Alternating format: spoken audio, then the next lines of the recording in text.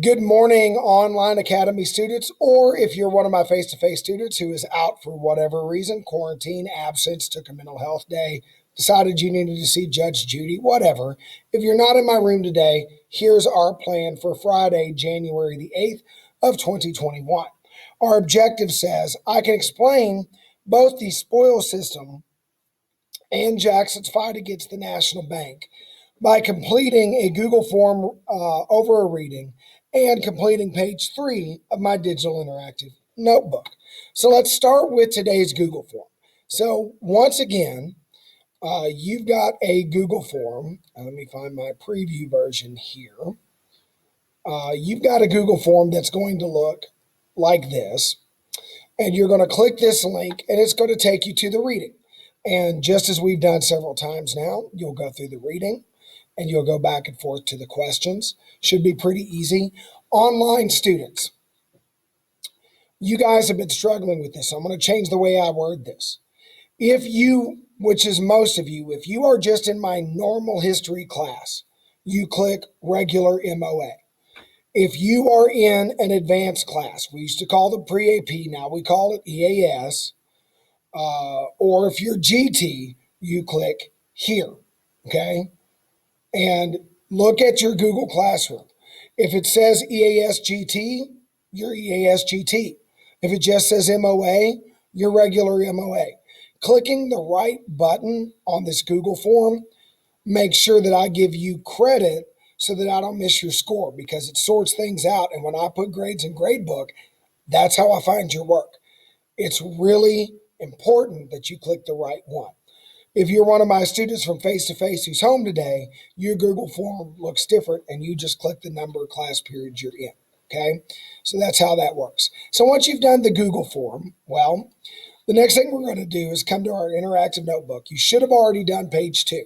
If not, you're behind. Get it done. Page 3, two big ideas.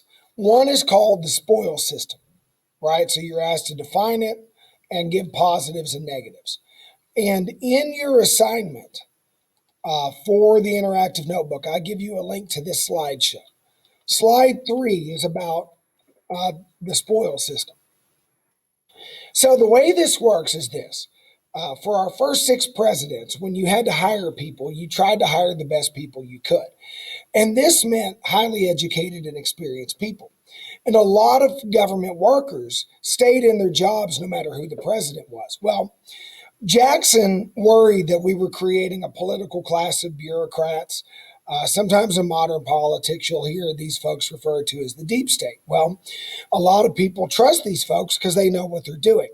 Other people are suspicious of these folks because they stay in government as presidents come and go. Nobody elects them.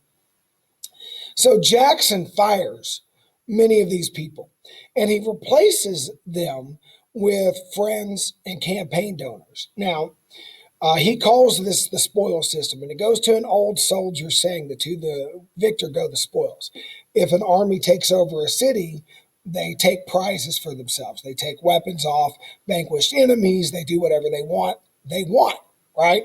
Jackson says, I won. I'm running the executive branch. I want to hire my people. Now, this has some positives. It means that everybody working for the president is on the same page as the president. There's a lot of agreement. But the downside is, number one, some of these people might not be qualified for these jobs. They're getting these jobs because they're buddies with the president, but they might not be good at the job. And number two, it opens the door for corruption. Somebody might bribe their way through making campaign donations to get a cushy position like ambassador to Jamaica, right? Because who wouldn't want to get paid to sit on the beach as a living, right? So this has positives and negatives, but it's important for us because since Jackson, almost every president has dabbled in the spoil system to some degree, where they've hired people who might not be qualified, but they did something the president liked and the president gave them a job as a favor. And this has caused some problems over the years. It's also let presidents have a unified team, which has done some good things over the years. It's a mixed bag. So that's the big idea here. You can use this slide to answer these questions. As far as the national bank goes, there's 2 questions here.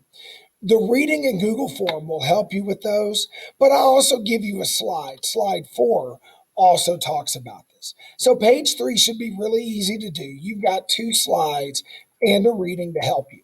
Once you've got all that done, the only other thing to worry about is our Achieve 3000 reading for the week, which is also due today. So the Google form's due today, the Achieve 3000's due today, and you should finish your interactive notebook page today. That is the day. So get all that done. Email me if you have questions. Have a great weekend. We'll have a fresh video Monday morning.